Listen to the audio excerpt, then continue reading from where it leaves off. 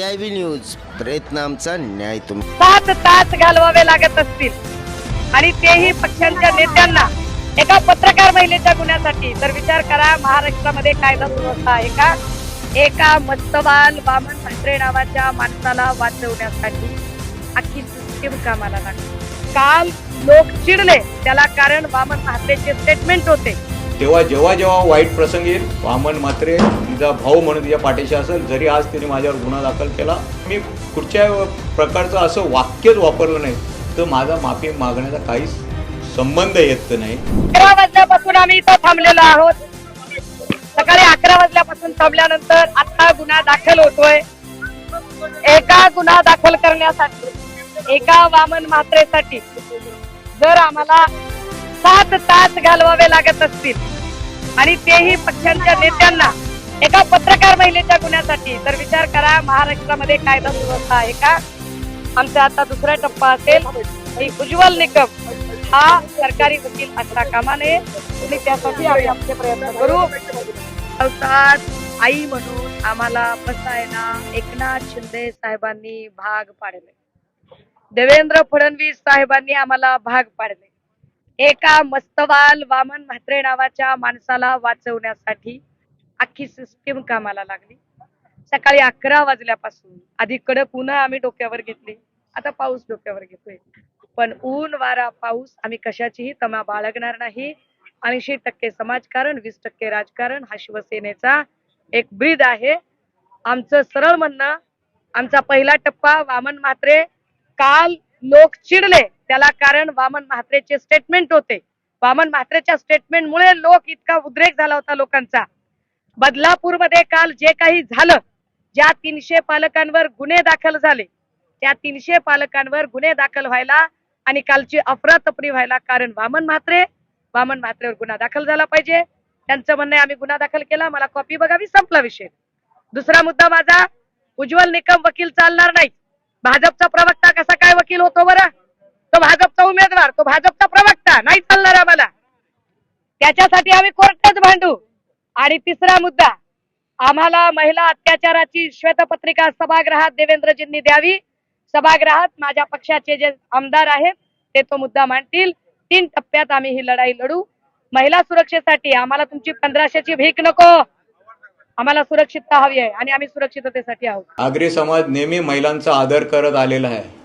बिलकुल माझ्या तोंडात, मी आज तिच्या तोंडात तो शब्द आला असेल पण मी तो शब्द कधीच वापरणार नाही।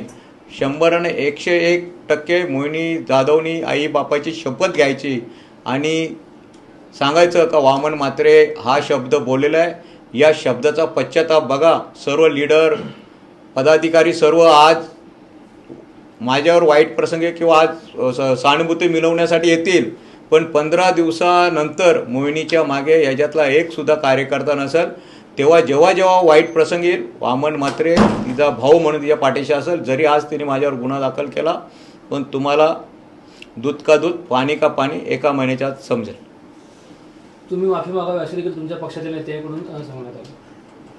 अरे मी बघा, मी चुकलो असतो तर नक्कीच तिचे पाय धुवून पाणी पिलं असतं, पण मी कुठच्याही प्रकारची चूक केली नाही किंवा मी कुठच्याही प्रकारचं असं वाक्यच वापरलं नाही तर माझा माफी मागण्याचा काहीच संबंध येत नाही।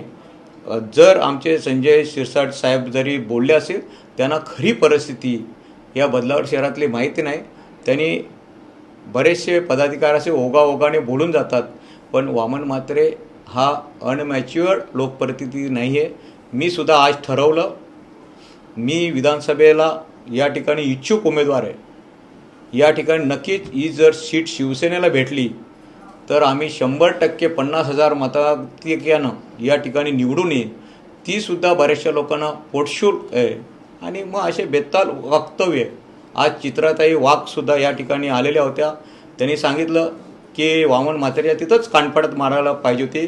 चित्राताईंना सुद्धा मी आव्हान करेन, चित्राताई वामन म्हात्रे हा तुमचा भाऊ आहे आणि युतीतला एक सच्चा कार्यकर्ता आहे, तुम्ही माझ्यावर विश्वास ठेवा। वामन म्हात्रे कधीच असं बेताल वक्तव्य करणार नाही आणि नेहमीच महिलांचा आदर करणारा तुमचा हा युतीतला कार्यकर्ता आहे, तुमचा भाऊ आहे। मी चित्राताईंना सुद्धा सांगेन, चित्राताई आम्ही चुकलो तर आम्ही महिलांची 10 वेळा माफी मागू, पण तुमच्या भावानी असं कधी बेताल वाक्य केलं नाही. हे राजकीय स्टंट या रोहिणी जाधव आणि उबाडाचे जे लोक आहेत, मनसेचे जे लोक आहेत, यांनी मिळून केलेलं हे षडयंत्र. शेवटचा प्रश्न, यापुढच्या आता न्यायालयामध्ये कशा प्रकारचे? आता तुमच्या माध्यमातून मी ऐकलेलं माझ्यावर गुन्हा दाखल झालेला आहे. मला रीतसर पोलीस बोलवतीलच, मला नोटीस देतील. त्या नोटीसचं मी उत्तर त्या लोकांना देईन. माझ्याबरोबर शेकडो कार्यकर्ते होते त्या ठिकाणी. मोहिनी जाधव शी मी बोललो, त्या ठिकाणी पोलीससुद्धा त्या ठिकाणी उभे होते. नगरपालिकेतले CCTV कॅमेरे असतीलच. ही बाब कोणाला नसेल तेव्हा समजेल, त्या CCTV कॅमेऱ्याचे फुटेज पोलिसांनी घ्यावे. आणि त्यावेळेस मोहिनी जाधव आणि माझं बोलणं जाताना मी तिला कुठं सेपरेट बोललो का, तिला काय जातीवाचक बोललो का, नाही बोललो. ते CCTV फुटेजमध्ये आजूबाजूला पोलीस आहे, DCP साहेब तिथं बाजूला उभे होते. लगेच दूध का दूध पाणी का पाणी समजेल ना, अॅट्रॉसिटी असं मला समजलं.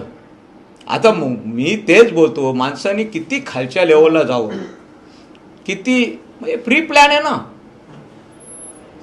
म्हणजे तिने एक खोटं बोललं, तिला 1000 वेळेला माझ्यावर गुन्हा सिद्ध करणे 1000 वेळेला खोटं बोलायला लागणार आहेत. बघा, राजकीय लीडर येतील जातील, पण लढाई मोहिनी जाधवाने मलाच एकामेकाच्या विरोधात लढायची. कोणीही राजकीय नेता त्यावेळेस त्या लढाईमध्ये येत नाही.